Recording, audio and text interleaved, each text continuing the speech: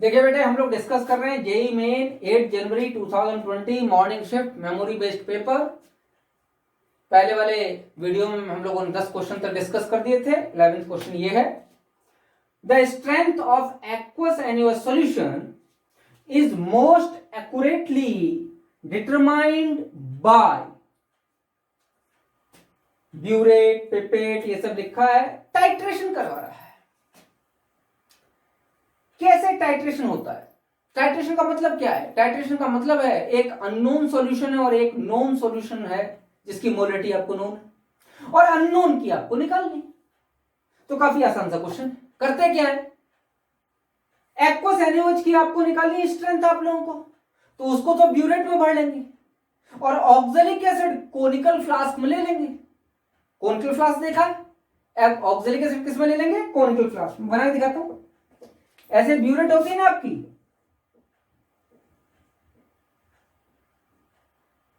और conical flask में क्या ले लेंगे बेटा? Oxalic acid. और ब्यूरेट में क्या भर लेंगे बेटा? NaOH। और एक सुटेबल इंडिकेटर डाल के हम लोग क्या काम करेंगे? स्ट्रेंथ कैलकुलेट कर लेंगे। यहां से रीडिंग निकल जाएगी 16.9, 15.7, ऐसे आती थी यानी रीडिंग आर्टिकल। करके देखते हैं। एक्वस NaOH इन पिपेट। नहीं, पिपेट तो दूसरी चीज होती है। पिपेट तो सक करने वाली चीज, जिससे आप सक करते हैं 25 ml 20 ml सॉल्यूशन जो सक करते हैं, वो पिपेट होती थी। बात गलत। मैंने क्या बताया? Aqueous NaOH in burette. दूसरा है aqueous NaOH in burette and aqueous oxalic acid in conical flask. जी हां, यही मैंने बताया। एक्वस NaOH ब्यूरेट में भरेंगे और aqueous oxalic acid conical flask में भरेंगे, इंडिकेटर डालेंगे और टाइट्रेट करेंगे। तो आंसर इज सेकंड। ये एक प्रैक्टिकल करते समय आप लोगों ने अगर ऑब्जर्व किया हो, इन सब चीजों को ध्यान दिया हो, तो आप कर पाओगे। आसान सा क्वेश्चन। अगला देखिए। ये क्वेश्चन बेटा मैंने पहले भी समझाया, 7th जनवरी वाले में ये क्वेश्चन था, लेकिन थोड़ा सा चेंज करके। Which of the following gases are the cause of greenhouse effect? क्या बताया था मैंने उसमें? Greenhouse effect. पहली बात तो ये समझ लीजिए कि ये क्वेश्चन पूरा का पूरा एनसीईआरटी बेस्ड है। उसमें मैंने आप लोगों को बताया था भाई, ग्रीन हाउस इफेक्ट क्या है? कार्बन डाइऑक्साइड का कंसंट्रेशन हमारे एटमॉस्फेयर में बढ़ जाना ग्रीन हाउस इफेक्ट के लिए रिस्पॉन्सिबल। जो ट्रोपोस्फियर है उसमें आइडियल कंडीशन में 0.3% बाई वॉल्यूम कार्बन डाइऑक्साइड होना चाहिए। अगर इससे ज्यादा है तो हम समझ लेंगे कि ये carbon dioxide green house effect cause करेगी। कहने का मतलब ग्रीन हाउस एक लेयर बना लेगी और सन की रेज जो अंदर आएंगी वो सारी बाहर नहीं जा पाएंगी और मोस्टली IR रेज एटमॉस्फेयर के अंदर ही रह जाएंगी और वो अर्थ के एटमॉस्फेयर को धीमे धीमे गर्म करने लगेंगी। तो क्या सिर्फ कार्बन डाइऑक्साइड ही रिस्पॉन्सिबल है और कोई रिस्पॉन्सिबल नहीं? उस दिन भी मैंने आपको बताया था बेटा, various things are responsible for the greenhouse effect. The main constituent is carbon dioxide. कौन कौन से रिस्पॉन्सिबल है? क्लोरोफ्लोरोकार्बन रिस्पॉन्सिबल है, NO2 रिस्पॉन्सिबल है, ओजोन रिस्पॉन्सिबल है, वाटर वेपर्स रिस्पॉन्सिबल हैं, यहां तक कि मैं आपको बताऊं आपका प्लास्टिक भी रिस्पॉन्सिबल है, जो कि IR रेज इरेडिएट कर रहा है। लेकिन हमको तो गैसेस से क्वेश्चन पूछा गया। चलिए, कह रहा है कि विच ऑफ द फॉलोइंग गैसेस, कौन कौन सी दी गई? कार्बन डाइऑक्साइड क्या रिस्पॉन्सिबल है? हाँ है, कार्बन डाइऑक्साइड रिस्पॉन्सिबल है। ए वाटर, हाँ water vapours are responsible. O2 नहीं, ऑक्सीजन ग्रीन हाउस गैस नहीं है। कौन सी है ग्रीन हाउस? ओजोन, ऑक्सीजन नहीं। O3 हाँ है। CFCs क्लोरोफ्लोरोकार्बन जो रेफ्रिजरेटर्स में आप लोग यूज करते हैं वो रिस्पॉन्सिबल है। जी हाँ रिस्पॉन्सिबल। तो A, B, D, E ये चारों गैस रिस्पॉन्सिबल है। पहला option B, C, D। C तो रिस्पॉन्सिबल ही नहीं, तो मामला ही खत्म। A, B, D, E yes, this is the correct option. और भी देख लो। A, C जहां आ गया वहीं मामला खत्म। O2 रिस्पॉन्सिबल नहीं। B, C, E, C आ गया फिर दोबारा, ऑक्सीजन रिस्पॉन्सिबल नहीं। तो answer will be A, B, D, E। एक ही ऑप्शन होता है बेटे, जल्दी से चेक करके आप लोग लिख दोगे। जिससे आ जाए। इसको लिख लीजिए, आगे बताते हैं।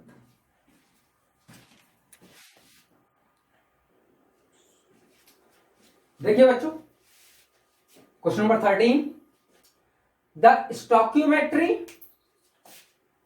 स्टोक्यूमेट्री पूछी गई and Ksp means solubility product of A salt, किसी साल्ट की, with the solubility curve is, solubility curve ये दिया गया, इस एक्सिस पर कंसंट्रेशन ऑफ एक्स मिलीमोलरिटी, इस एक्सिस पर कंसंट्रेशन ऑफ वाई मिलीमोलरिटी। चलिए बेटा, अगर एक्स को मैं 1 मान लूं और इसको मैं ऊपर लेके जाऊं तो लगभग ये 2 पर टच कर रहा है, तो इसका मतलब x जब 1 है तो y क्या है, 2 है। मेरी बात समझ में आ गई नहीं? तो मैं ये लिख सकता हूं concentration of x is equal to क्या हो जाएगा, 1 इंटू 10⁻³ m, और concentration of y is equal to 2 into 10⁻³ m। यही तो हो जाएगा। जब x 1 है तो y डबल है, तो जो स्टोक्यूमेट्री आ जाएगी आपकी,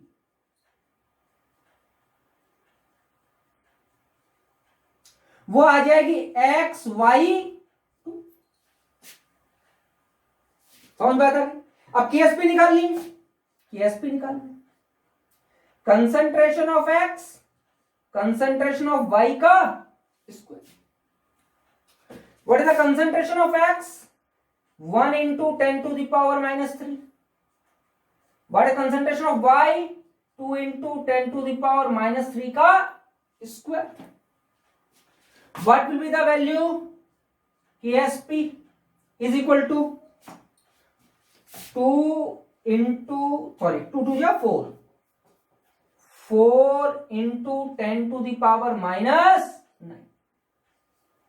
m cube, m cube। That is so simple, आसान सा क्वेश्चन। भाई आपने x1 माना तो y2 है। बेटा अगर मैं y1 मान लूं तो x2 भी आ जाएगा, वैसे भी आप कर सकते हैं। तो x2y और 2 इंटू 10⁻⁹ नहीं, हमारा आ रहा है 4 इंटू 10⁻, तो KSP देख लो ये आ रहा है, और कोई तो आ भी नहीं रहा। और क्या xy2 आ रहा है हमारा, हाँ xy2 भी आ रहा है। तो आंसर स्टोक्यूमेट्री तो दोनों ही हो सकती है, xy2 या yx2, लेकिन केएसपी की वैल्यू कैलकुलेट करोगे तो ये आनी चाहिए। यहां पर ऐसी कोई वैल्यू नहीं है, तो what will be the answer, answer will be second. समझ में आता कि नहीं आगे? आसान सा क्वेश्चन है, बना लीजिए, फिगर ड्रॉ कर लीजिए, आगे बताता हूं।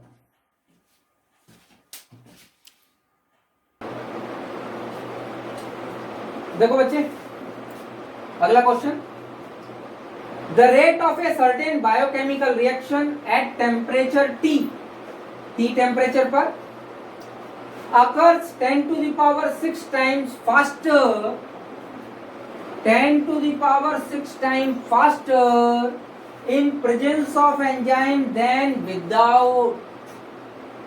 चलिए, the change in activation energy upon adding enzyme is, एक ग्राफ देखा होगा आप लोगों ने प्रोग्रेस ऑफ द रिएक्शन के लिए, कि अगर एंजाइम ऐड करे और न ऐड करे, मान लीजिए एंजाइम ऐड न करे तो ऐसा ग्राफ आता है, और अगर एंजाइम ऐड करे तो कुछ इस तरीके से ग्राफ आ जाता है, मतलब एक्टिवेशन एनर्जी डिक्रीज कर जाती है।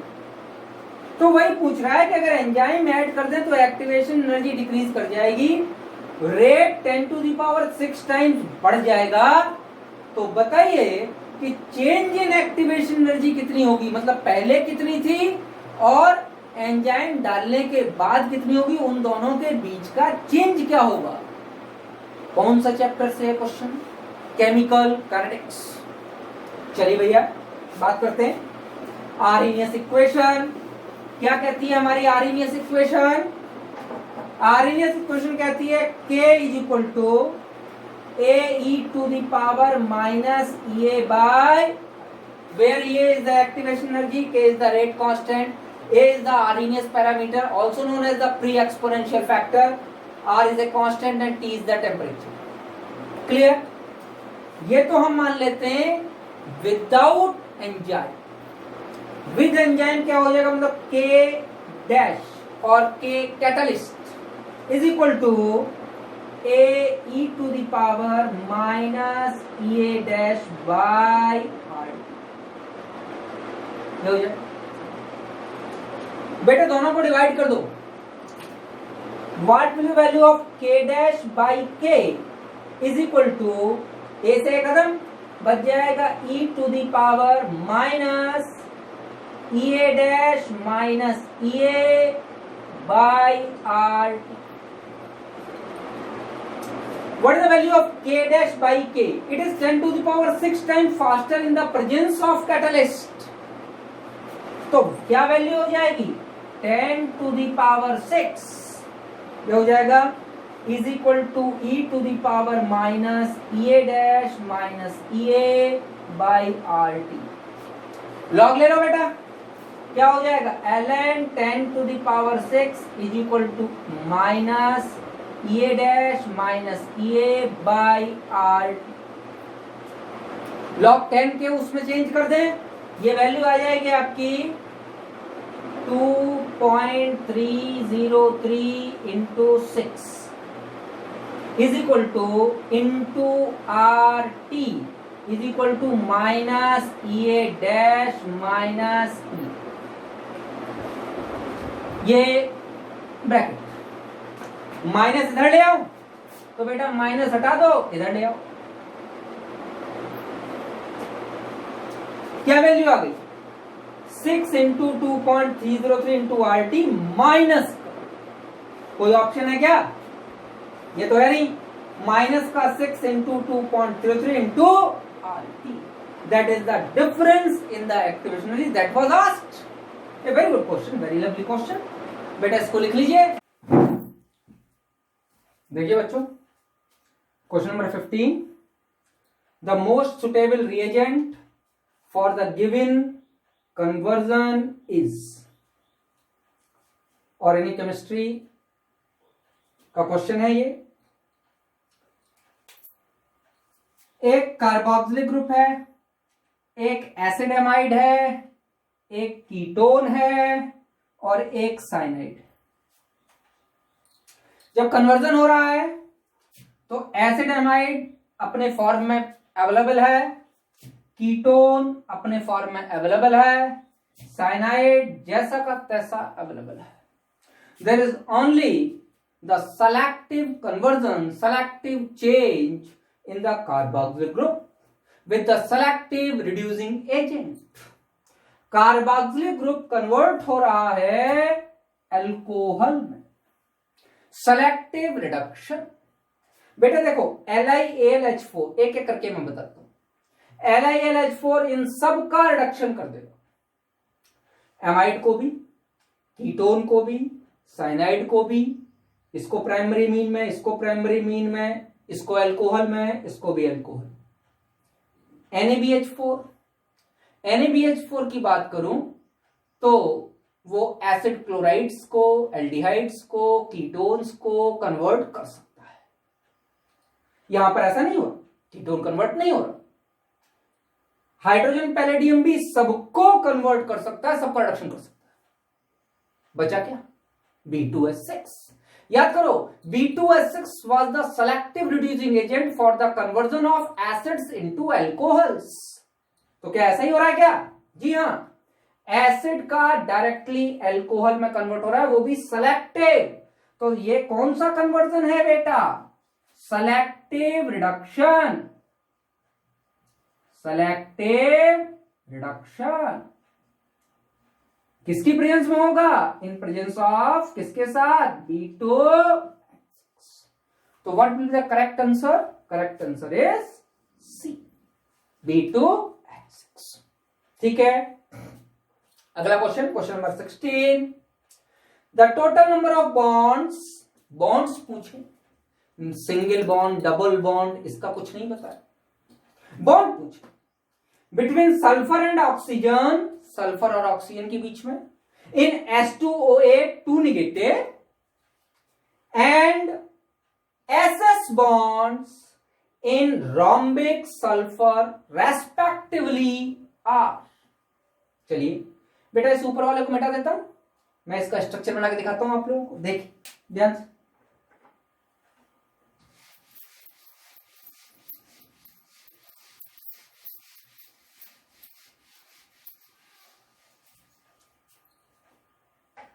इनऑर्गेनिक केमिस्ट्री में केमिकल बॉन्डिंग नाम का टॉपिक है, उसका क्वेश्चन है, देखिए बनाता हूं।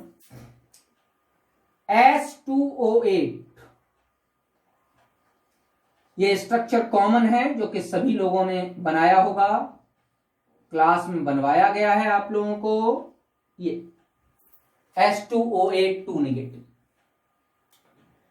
रोम्बिक सल्फर होता है S8 और S8 का क्राउन शेप्ड स्ट्रक्चर होता है। क्राउन बना लो भैया,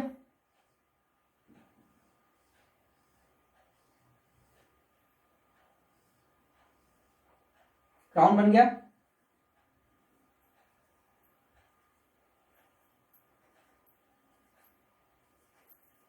और हर कॉर्नर पर सल्फर एटम लगा दीजिए।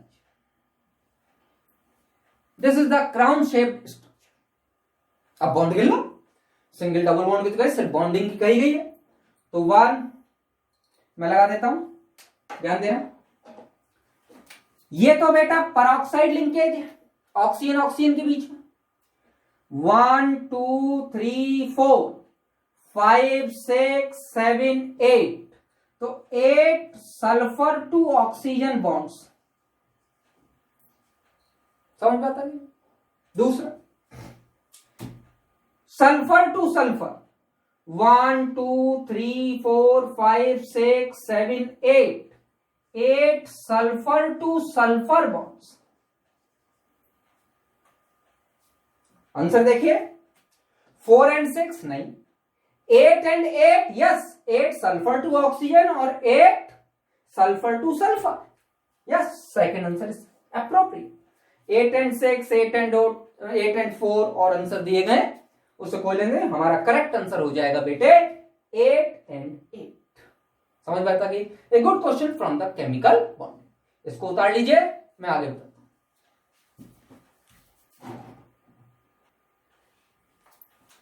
देखिए बेटा आपका question number 17, the incorrect statements for glucose is are. Statement या स्टेटमेंट एक से ज्यादा, कोई एक गलत है, इसके लिए कौन सा गलत है ये पूछा गया। 4 ऑप्शन है A B C D।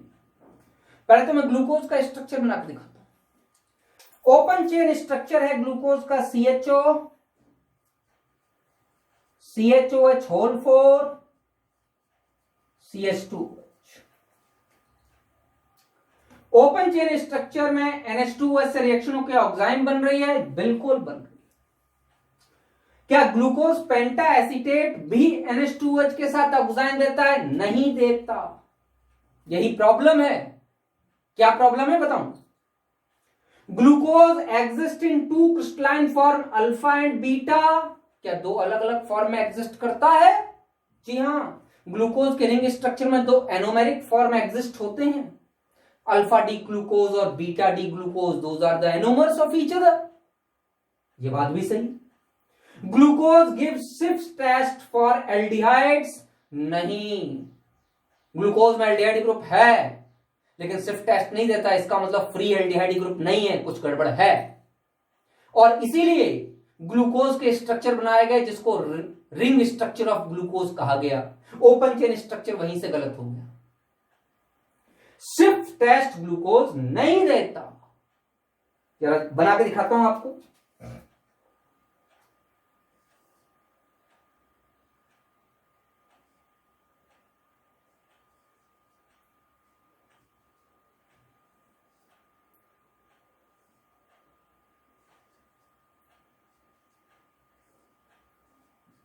तीसरा वाला इधर लेफ्ट,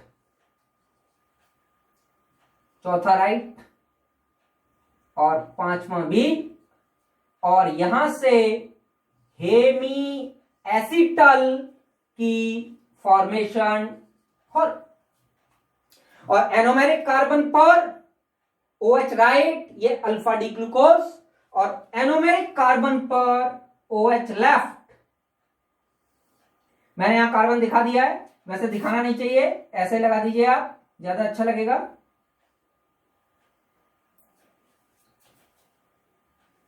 एनोमेरिक कार्बन पर OH लेफ्ट,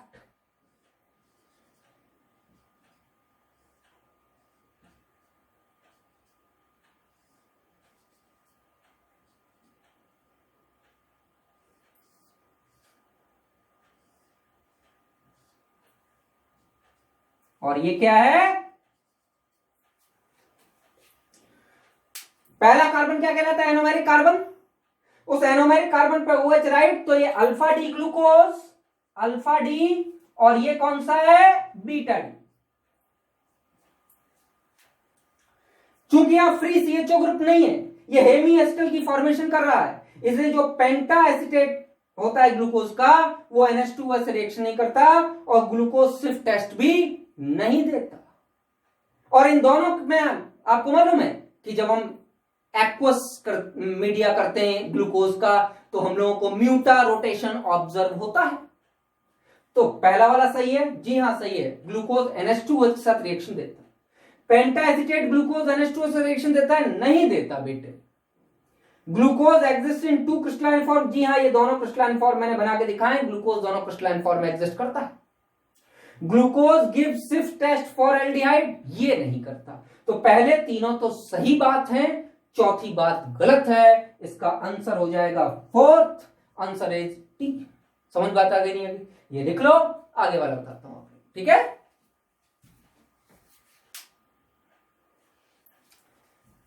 देखिए बेटे, ऑर्गेनिक केमिस्ट्री का एक बहुत अच्छा क्वेश्चन, एल्कोहल फिनॉल ईथर आपके टॉपिक है, एल्कोहल का क्वेश्चन है। देखिए, the major product of the following reaction is, इसमें प्रोटोनेशन हो रहा है डाइल्यूट H2SO4 के साथ, एल्कीन के साथ भी रिएक्शन हो सकती है, OH के साथ भी हो सकती है। तो पहले किसके साथ होगी, ज्यादा जल्दी रिएक्शन करने में कैपेबल हो, तो पहले तो प्रोटोनेशन होगा, जो OH क्या काम करेगा, प्रोटोनेट करेगा, इसमें तो कोई शक ही नहीं। तो मैं रिएक्शन आगे करके दिखा रहा हूं, देखिए ये तो यहां है, ये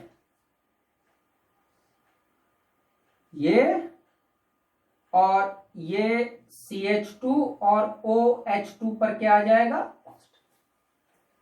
ठीक है बेटा। ये बॉन्ड यहां से ब्रेक डाउन हो जाएगा, तो मैं डायरेक्ट लिख सकता हूं कि H2O निकल जाएगा, और अगर H2O निकल गया तो मैं डायरेक्ट यहां लिख सकता हूं बेटे कि इस कार्बन पर क्या आ जाएगा, positive charge. And this is the allylic carbocation is stable carbocation. अब क्या होगा, होगा क्या बेटा, ये बॉन्ड यहां से ब्रेक डाउन हो जाएगा, क्योंकि 6 कार्बन एटम की बढ़िया रिंग बन जाएगी, 1 2 3 4 5 6, तो 6 कार्बन एटम्स की तो रिंग बन जाएगी। तो जो ये कार्बन है वो इस कार्बन को टच करेगा और ये CH3 उधर जाएगा। तो चलिए बना लेते हैं इसको, कुछ ये इस तरीके से बन जाएगा, ये यहां से टच किया, ये पे पॉजिटिव चार्ज, ठीक है ना, और ये कार्बन जुड़ा, ठीक है, 1 2 3 4,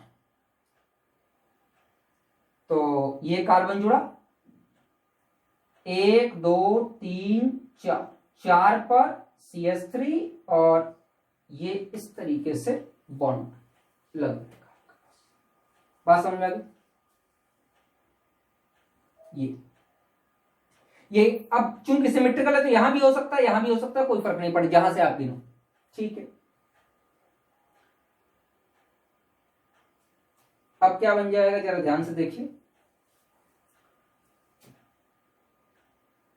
CH3 के पास वो है 1 2 3 4,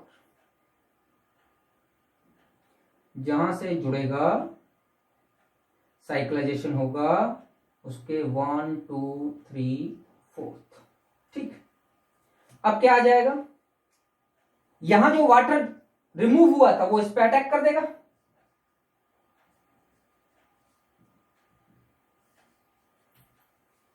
और -HN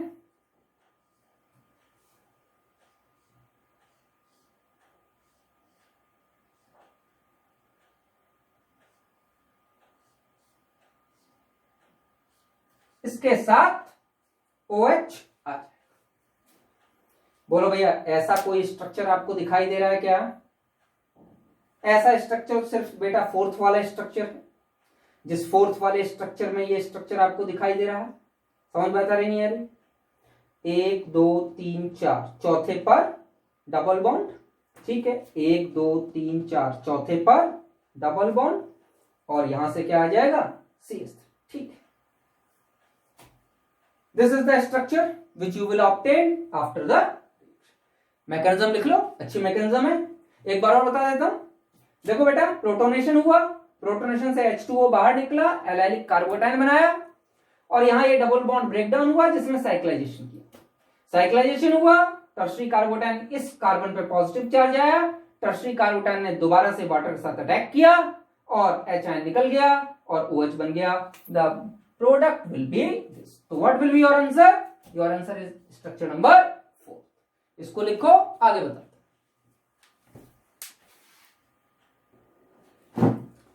देखिए बेटा, question number 19, the major products A and B in the following reaction are। अच्छी रिएक्शन दी गई है आपकी। A पेरोक्साइड की प्रेजेंस में A बना रहा है, और फिर इस कंपाउंड के साथ एक एल्कीन है, उसके साथ ये B बना रहा है। बेटे, पेरोक्साइड्स कहां यूज किए जाते थे? फ्री रेडिकल फॉर्मेशन में। तो इस कंपाउंड में पेरोक्साइड के साथ हीट करोगे तो फ्री रेडिकल बनेगा। कौन सा फ्री रेडिकल बनेगा? जो ज्यादा स्टेबल हो। इंटरमीडिएट हमेशा ज्यादा स्टेबल होना चाहिए। तो अगर मैं यहां से हाइड्रोजन निकाल दूं और होमोलिसिस करा दूं, तो जो फ्री रेडिकल बनेगा हमारे पास वो इस तरीके से बन जाएगा, और इस पर फ्री रेडिकल आ जाएगा साइनाइड के बगल में, रेजोनेंस स्टेबलाइज्ड।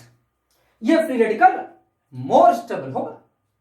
तो ए तो इंटरमीडिएट यही बनना चाहिए। बी हीट कराया गया है, बी पर अटैक होगा, अटैक होगा यहां पर भी, तो ये डायरेक्टली बना लेगा। यहां से क्या किया? एक H फ्री रेडिकल गायब किया, ध्यान रखना। समझ बात आ गई? ये बॉन्ड ब्रेकडाउन होगा, ये फ्री रेडिकल इस कार्बन पे अटैक करेगा, और क्यों प्राइमरी क्यों अटैक करेगा? क्योंकि बाद में बनने वाला फ्री रेडिकल ज्यादा स्टेबल होना चाहिए। चलिए बनाते हैं, क्या बन जाएगा?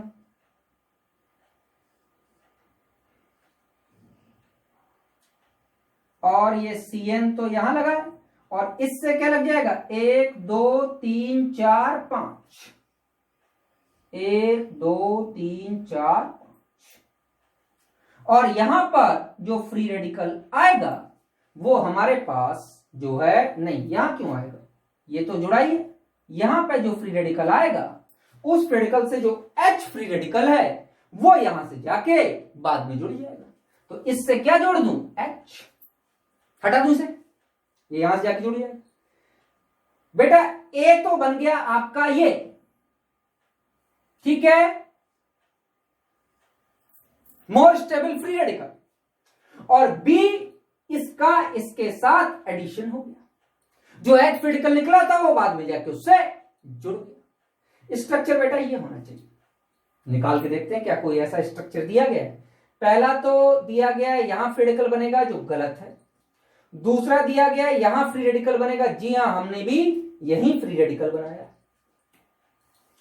उसके बाद यहां गिन लो 1 2 3 4 5 कार्बन का रेडिकल इस ग्रुप से जुड़ा हुआ है। तो ये ग्रुप जो है वही तो ये वाला ग्रुप है, देखो ये वाला ग्रुप यही तो है, ठीक है। तो ये ग्रुप इससे 1 2 3 4 5 कार्बन चेन लगी है, गिनो 1 2 3 4 5। तो the answer will be second. इसमें जरा देखिए फ्री रेडिकल तो यही बना है, लेकिन ये ग्रुप जो है इसने इधर चेंज कर दिया। तो ये चेंज नहीं हो सकता, ये दो मिथाइल इस कार्बन पे कहां से है? कोई रीअरेंजमेंट हो रहा है क्या? कहीं कुछ नहीं हो रहा, फ्री रेडिकल मैकेनिज्म हो रही है, कोई रीअरेंजमेंट हो नहीं सकता। सेम वही इसने इसमें किया हुआ है। तो आपका जो करेक्ट आंसर होगा according to the mechanism of the chemical reaction, ए ये वाला फ्री रेडिकल बनेगा इंटरमीडिएट मोर स्टेबल, बक्साइनाइड के बिल्कुल बगल वाला, और जो बी होगा उससे डायरेक्टली ये पेंटीन इससे जुड़ जाएगा और एच रेडिकल इससे आके जुड़ जाएगा। तो वो 5 कार्बन की सीधी चेन उससे जुड़ जाएगी। बेटा इस रिएक्शन मैकेनिज्म को लिख लो, आगे क्वेश्चन नंबर 20 डिस्कस करते हैं, ठीक है।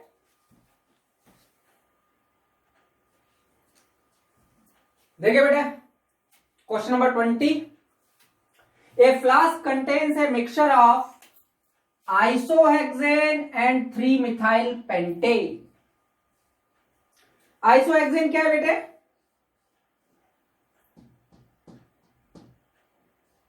2-methyl पेंटेन और एक है 3-methyl pentane. One boils at 63 degree centigrade, other at 60 degree centigrade. हमको मालूम है आइसोहेक्सेन का बॉइलिंग पॉइंट लोअर होता है। जी हाँ, ये 60 डिग्री सेंटीग्रेड पे बॉयल करेगा और ये 63 डिग्री सेंटीग्रेड पे बॉयल करेगा। एल्केन्स के बॉइलिंग पॉइंट में क्या पढ़ा था आप लोगों ने? एल्केन्स के बॉइलिंग पॉइंट में ये पढ़ा था जैसे जैसे ब्रांचिंग बढ़ती जाएगी वो मोर ओवर स्फेरिकल होता है। तो ब्रांचिंग तो एक है, तो जो ज्यादा स्फेरिकल हो जाएगा वो क्या हो जाएगा, उसका बॉइलिंग पॉइंट कम हो जाएगा और बाद बाकी का बॉइलिंग पॉइंट ज्यादा हो जाएगा। तो ये सेकंड पर सीएच लगा, इसका बॉइलिंग पॉइंट कम है, और ये थर्ड पे लगा, इसका बॉइलिंग पॉइंट थोड़ा सा ज्यादा हो। मतलब isohexane will have lesser boiling point in comparison to 3-methyl pentane. लिखा है what is the best method for separation of 2 liquids. दोनों लिक्विड्स को सेपरेट करने का सबसे अच्छा तरीका बताइए। Which will be distilled out first, और कौन पहले डिस्टिल्ड होगा। पहले तो इस क्वेश्चन की बात कर लेते हैं, फिर एक चीज और बताऊंगा, सुनिए।